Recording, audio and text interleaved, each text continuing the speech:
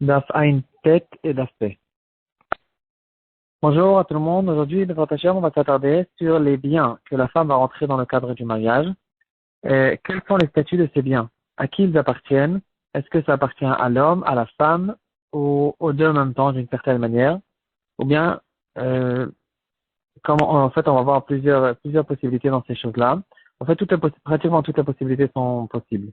Il y a des biens qui appartiennent complètement au mari, des biens qui appartiennent complètement à la femme, et il y a, mis à part ça, des biens qui sont partiellement au mari, partiellement à la femme. Il y aura deux sortes de ces choses-là. C'est comme on va le voir aujourd'hui, tout de suite. Donc, on continue l'Aktuva. Dans l'Aktuva, c'est écrit la phrase d'après, là, on s'est arrêté hier. C'est écrit Verata ve'elam alatmo kenirset ton barzel. Donc, on parle de l'anédonia que la femme a rentré dans le cadre du mariage. On a déjà vu ce que c'est l'anédonia. Donc, tous les biens que la femme a rentrés. On évalue ces biens, on écrit la somme de ces biens. Et on écrit par la suite. Donc, le mari, il a reçu tout ça. Et il a pris sur lui que tous ces biens seront comme des nirset son barzel. Ici, on retrouve le terme qu'on connaît tous. Euh, Ça va être des nirset son barzel. Ces biens, ils vont avoir une protection complète comme si c'était des Nirseton Barzel. Donc, il a pris sur lui que ce soit des Nirseton Barzel et la Ktuva, elle va expliquer un petit peu. Sheim pichatu pichatu lo, veim osifu lo. Que si ces biens vont, leur valeur va descendre, alors ce sera sur le compte du mari qui devra rembourser le reste pour rembourser cette valeur qui lui est venue au début dans le mariage. Veim osifu lo, et aussi le contraire, si ces biens-là, leur valeur ont monté, alors c'est le mari qui va gagner ces choses-là. Donc aujourd'hui, on va s'attarder un petit peu sur ces choses-là. On va voir qu'est-ce que c'est d'abord les Nirse Milog, Nirse Son Marzel. Après, on va ramener des cas où les biens appartiennent que à la femme et des cas où les biens appartiennent que au mari. Alors, qu'est-ce que c'est Nirse Milog? Nirse Milog, c'est tous les biens. En fait, toute chose que la femme va rentrer dans le cadre du mariage sans rien dire, sans expliquer que ce soit qu'elle est intéressée, que le mari il prenne, il donne une assurance sur ses biens, que ce soit des Nirset de Marzel. Si elle a rien dit, elle a rentré des biens dans le mariage, elle a rentré toutes sortes de choses qui n'ont pas été écrites dans la Ktuva ni évaluées. Dans ce cas-là, ça s'appelle des Nirset Milog, donc ce sera la majorité des choses. C'est des Nirset Milog. La lacha de Nirset Milog, on va voir que les Chachamim ont fait la différence entre le keren et les perot. Le keren, c'est l'objet lui-même, le gouf, c'est-à-dire le corps, l'objet lui-même, appartient à la femme. Par contre, l'utilisation de l'objet appartient au mari. Donc, c'est la raison pour laquelle, si elle veut vendre cet objet, elle ne peut pas le vendre parce qu'elle vend aussi l'utilisation. Donc, elle ne peut pas le vendre si c'est sur le compte du mari. Ou bien, elle ne peut pas faire toutes sortes de choses qui sont dans le bien, dans cette chose-là. Elle ne peut pas faire toutes sortes de choses qui vont causer un dommage aux pérotes. Parce que, encore une fois, les pérotes appartiennent au mari. Nirseton Marzel, c'est les biens que la femme a rentrés dans le cadre du mariage et qu'elle a écrit ces biens-là dans l'Aktuva, ou bien ils ont été évalués d'une manière ou d'une autre. Et dans l'Aktuva, on a écrit clairement que le mari prend sur lui l'assurance de ces biens et ils vont être des Nirseton Barzel. Qu'est-ce que c'est ce terme ton Barzel? Ça fait bizarre. Ton, c'est du menu bétail et Barzel, c'est du fer. Qu'est-ce que c'est les menus bétail en fer? Donc, le menu bétail, c'est en fait des animaux qui sont faibles. Et le fer, c'est quelque chose qui est très dur, qui reste tout le temps. Et donc, on dit justement, c'est les biens qui sont normalement, de manière générale, tout objet, il a une faiblesse à cause du fait que, avec le temps, on va l'utiliser, le temps va passer, il va vieillir et sa valeur va descendre. Et quand même, malgré que c'est du ton, alors ça reste du barzel, ça reste en fer, parce que tout le temps, le mari, il donne, en fait, c'est comme une assurance que le mari, il va donner et il va assurer la valeur de cet objet. Et même au bout de 10 ans ou 15 ans que finalement cet objet, il vaut pratiquement plus rien, le mari, il devra le rembourser tel quel, comme il était au début, quand elle a rentré dans le mariage. Euh, les Nirseton Barzel, c'est, en fait, puisque le mari, il donne une assurance, donc la possession qu'il a dans ses biens, ils sont plus forts que les Nirsemilov. Donc, ça lui appartient pratiquement complètement, mis à part le fait qu'il ne peut pas les vendre sans que la femme soit d'accord. Il peut faire par contre toutes sortes de business, toutes sortes d'affaires avec ses biens, Et s'il va gagner de l'argent, il va gagner. S'il va perdre, il devra encore une fois rembourser le keren à la femme. L'utilisation de ces objets seront pour le mari. Euh, et donc, comme on a vu, s'il y a toutes sortes de montées et de descentes ou bien dans le bien lui-même parce qu'il a été utilisé, ou bien parce qu'il a vieilli, ou bien parce qu'il y a des descentes qui sont dans les bourses, ou dans toutes sortes de choses, ou bien cette chose-là, ça ne fait plus à la mode, donc les prix ont descendu. Encore une fois, le mari, il devra rembourser, il devra tout donner, il donne une assurance sur cet objet.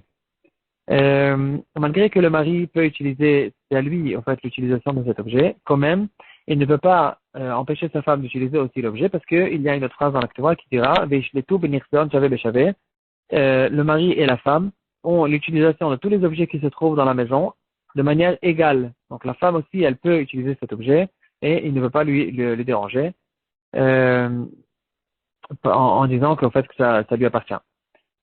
Quelles sont les choses qui appartiennent complètement au mari dans la vie du mariage? Ça, c'est la takana des chachamim qui nous ont dit qu'une femme qui travaille, donc le paiement qu'elle va recevoir de son travail, bien sûr qu'on parle d'un travail qu'elle a travaillé après le mariage, ou bien toutes sortes de paiements, ou bien même la retraite qu'elle va recevoir, tout ça, ça appartient au mari. Et pourquoi les chachamim ont fait cette chose-là? Parce que, en général, au moins à l'époque, quand la femme elle va travailler, elle va recevoir beaucoup moins que ce qu'elle a besoin. Donc, elle a besoin d'être tranquillisée que dans le cadre du mariage, elle ait tout ce qu'elle a besoin. Donc, puisque les Rachamim nous ont dit, en fait, Minatora, il a besoin de lui donner, de lui donner son alimentation, de lui donner une maison, de lui donner tout ce qu'elle a besoin. Et donc, en retour, les Rachamim ont dit, elle va donner sa mascorée. Donc, on a déjà vu que c'est la raison pour laquelle, dans un cas où, effectivement, elle gagne une somme qui est beaucoup plus supérieure que ce qu'elle reçoit de son mari, dans ce cas-là, elle peut venir chez son mari et lui dire, je me débrouille toute seule, je prends ma paye, et toi, tu n'as pas besoin de me donner la parnassa. La quatrième catégorie, c'est les objets qui appartiennent que à la femme. Comment est-ce possible? De manière générale, tout le temps, quand une femme elle se marie, alors l'utilisation des objets vont appartenir au mari. Quels sont les objets où le mari, en fait, il n'a pas de rapport avec ça? Il y a plusieurs exemples là-dessus. Un premier exemple, c'est quand quelqu'un, il lui donne un cadeau et il dit clairement dans le cadeau, il fait une condition, il lui dit, ce cadeau c'est que pour toi, pour telle et telle utilisation et pas pour ton mari. Dans ce cas-là, le cadeau appartiendra que à la femme et il n'appartiendra pas au mari. Dans un cas où quelqu'un il donne un cadeau stam à une femme sans donner de condition, alors dans ce cas-là, c'est considéré encore une fois comme un excès minog et donc l'utilisation de ces cadeaux, de ces choses-là appartiendront aussi au mari. Euh, il y a une autre possibilité des objets qui appartiennent qu'à la femme. C'est une femme qui avait des biens avant son mariage et elle les a sauvés. Elle ne les a pas rentrés dans la maison, elle ne les a pas rentrés non plus dans la ktuva. Elle les a donnés à quelqu'un d'autre pour qu'il les garde. Dans ce cas-là aussi, ces objets appartiendront qu'à la femme. Si leurs prix vont descendre, elle n'aura pas l'assurance des Mercedes Barzel, mais quand même, l'utilisation ne sera pas au mari et c'est des objets qui appartiendront qu'à la femme. Donc, il y a une possibilité à la femme, avant le mariage, de rentrer toutes sortes, de sortir, au fait, de sauver toutes sortes d'objets de la maison, de ne pas rentrer dans le foyer, et dans ce cas-là, ça lui appartiendra à elle. Cette takana qu'on retrouve dans l'Aktuva, que la Nedunia et toutes les choses que la femme va rentrer, ça sera considéré comme un son Marzel. C'est une takana qui est très très ancienne. Peut-être du temps des Géonim, déjà on a retrouvé des anciennes Ktuvot, où c'était écrit comme ça que toute l'année de Nia sera considérée comme un son Marzel, comme ça l'assurance elle est complète pour la femme. Des habits. Une femme qui a acheté des habits ou qui a rentré des habits dans la maison, à qui ils appartiennent. Alors encore une fois, ce sera encore un exemple qui nous dira que si elle a écrit dans l'Aktuva qu'elle a rentré tant et tant d'habits pour tant et tant une somme telle et telle, dans ce cas-là, c'est considéré comme un tal barzel, mais si elle n'a pas écrit dans l'Aktuva, c'est encore une fois un effet milog. Et pour finir, quelque chose un peu d'actuel. On sait que à la fin de l'année de la Shemitah, il y a une mitzvah de la Torah, de notre temps c'est des Rabbanan parce que la Shemitah elle est des Rabbanan, qui dira que toute somme que je dois à quelqu'un dans un emprunt, quand j'ai emprunté l'argent à quelqu'un et je lui dois une somme, quand le Rosh Hashanah va rentrer de la 8e année, de la fin de l'année de la Shemitah, alors cette somme, cet emprunt, il saute. Donc, je n'ai plus besoin de lui payer cette chose-là. Et les Chachamim ont fait une takana d'écrire un prousboul. Prousboul, c'est-à-dire je vais chez le Beddin et je signe que je donne je signe le fait que les Chachamim ont la force de laisser cette somme, de laisser ce prêt sous forme de prêt, et que la Shemitah ne fasse pas sauter ce prêt. Et il y avait dans l'Aktuva, il y avait à l'époque des anciennes Ktuvot où on a trouvé, où c'était écrit maintenant, à cet endroit-là, Velo Yashmit Chovze Afilu Beshvi'it. Et que les Chovot qui sont écrits dans l'Aktuva, les besoins, les choses que le mari, les sommes que le mari doit rembourser à la femme, dans le cadre de l'Aktuva, ces choses-là ne vont pas être annulées même après que la Shemitah arrive. Parce qu'il peut arriver de certains cas où, par exemple, un mari divorce sa femme, et donc il y a toutes sortes de sommes qu'il doit lui payer. La fin de la Shemitah est arrivée, Rosh Hashanah est rentré. Le mari, il arrive plus tard, il lui dit, ah voilà, donc toutes les sommes que je devais te donner, ou bien toutes les sommes que je dois de manière générale à qui que ce soit, je n'ai plus besoin de les payer. Donc ici aussi, je n'ai plus besoin de te payer l'Aktuva. Et donc, ils ont écrit dans l'Aktuva clairement que ces sommes-là ne seront pas annulées par la Shemitah.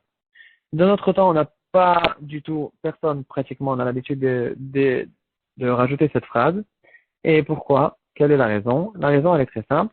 Parce que la Shemitah, elle fait sauter que des choses qui sont des emprunts, des chovot, et pas toutes sortes de choses, par exemple, un achat que j'ai fait, toutes sortes d'autres choses qui ne sont pas des emprunts. Et donc, la Ktuva telle qu'elle, en tant que Ktuva, elle ne peut pas être annulée par la Shemitah. Et donc, puisque dans notre temps, on va résumer par la suite, on va dire que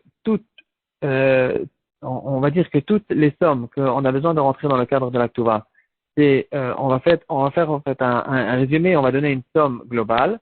Et donc, cette somme globale, cette somme globale, on va rentrer à l'intérieur la Ktuva elle-même, donc le Man et Mataim. La Tosefet Ktuva, donc c'est le rajout que le mari va donner. Le Nirse Milog que la femme va rentrer, que le mari doit rembourser. Toutes ces choses-là, finalement, on va faire un résumé, on va donner une somme qui va rentrer tout ça dans la même somme. Et donc, si c'est comme ça, toute cette somme est considérée comme la Ktuva elle-même. Et puisque c'est la Ktuva elle-même, la Shemitah ne va pas faire sauter. Le Mina qu'il y avait à l'époque, apparemment, il n'avait pas l'habitude de faire cette chose-là, et donc on avait peur que certaines des sommes sont considérées comme des robots, et donc la Shemitah peut faire sauter, donc ils avaient besoin d'écrire cette chose-là. Voilà, le prochain shiur, ce sera Bezrat Hashem après Rosh Hashanah. Donc, Shana Tova, Metuka à tout le monde. À très bientôt. Et juste une petite chose que je suis intéressé de vous dire. J'étais hier dans le Chatnet pour donner une nouvelle veste que j'ai achetée. Et donc, j'ai parlé un petit peu, j'ai discuté avec le monsieur qui s'occupe du Chatnet.